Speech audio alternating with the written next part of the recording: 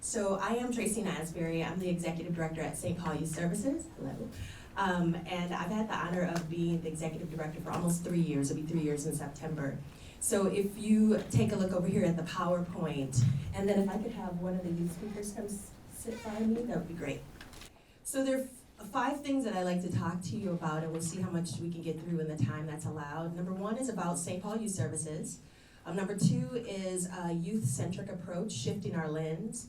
Number 3 is what our data collection says about our community's values. And this goes directly with looking at the work of the City Council around policy, but also looking at how data informs that policy, both quantitative and qualitative data.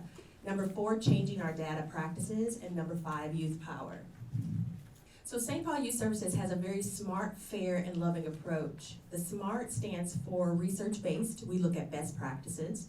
Fair, we have a commitment to racial equity and inclusion. And it's loving because we set high expectations and high support. So our basic belief is that pushing limits is a healthy part of youth development, but it's how adults respond can change a child's life for the better or the much, much worse. So we're speaking specifically about organizations this morning and the city council member, but it's all adults that really impact the lives of our young people, and we want to make sure that's very clear. And at St. Paul Youth Services, we really put all of our energy on listening to young people, being empathetic, being respectful, goal setting, sharing, learning, ownership, and second chances. Hi, my name is Japri Posey. I'm 14 and I attend Washington Technology. And today I want to talk about free food and transportation for programs that involve youth. And one of the important things about this is that lots of families and youth count on the school during the school year for transportation and food, whether it's hot or cold, and they don't have that during the summer. Another reason this is interesting and needs to happen is because with free transportation, kids can go and eat food, be active, or be involved, and it takes relief off of the student, him or himself, the youth, and it takes relief off the guardian too, or the parent. And a third reason this should happen is because students want hot lunches with bigger proportions, and because we're not just those little kids anymore, and we want bigger, we want warm, we don't want crackers or juice or chips. We want a hot lunch with bigger proportions. So it's basically, if you're gonna do it, Do it right. But this is a youth-led organizing hub. So the time that I started at St. Paul Youth Services, for almost 3 years, we had events like panels, forums, where we heard kids tell us what they wanted in a program. And that's what YouthPower became. So it was almost 3 years of kids giving their input. So we heard from kids they wanted 3 things. They wanted the opportunity to heal, focus on healing and identity. And you have to remember that when we look at all this data, if you were a black kid living in St. Paul right now and you read all that data, you probably wouldn't feel as great about yourself. And I think that we really have to own that as adults. So kids want healing identity to really realize who they can become despite the negative narratives.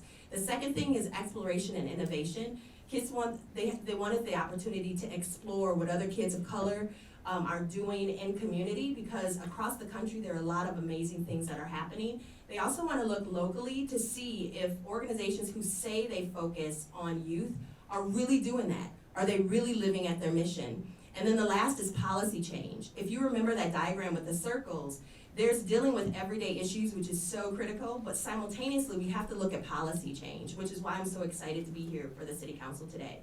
So this is kids changing systems versus systems changing kids. That's what YouthPower is all about. What I am going to be talking to you about today is staff and academic support. The most important thing about this is the staff, because a lot of staff, they feel like because they are hired, they don't have to treat the kids with the respect that they need, when everyone knows that in order to receive, you need to give. So you need to give respect in order to get it back. And also, kids and the youth, we all need to be cared for. We all need that somebody that we can all go to and they can teach us and help us understand things in a better way and make it happier for us being into that building. When a lot of staff, they teach just to teach. Like there's more to it. If we are the youth, then how come it's to where we can't learn the way we want to learn? We need to learn in a way where it's more comfortable for us, so that way it's easier for us. That way we can get the education that we need from the staff that are caring, respectful, staff that are supportive and there for the students, staff that actually sit there, take time to get to know the youth instead of claiming that they know them when they really don't. Staff that are a role model, staff that youth can actually look up to and see as somebody that they want to be as when they get older.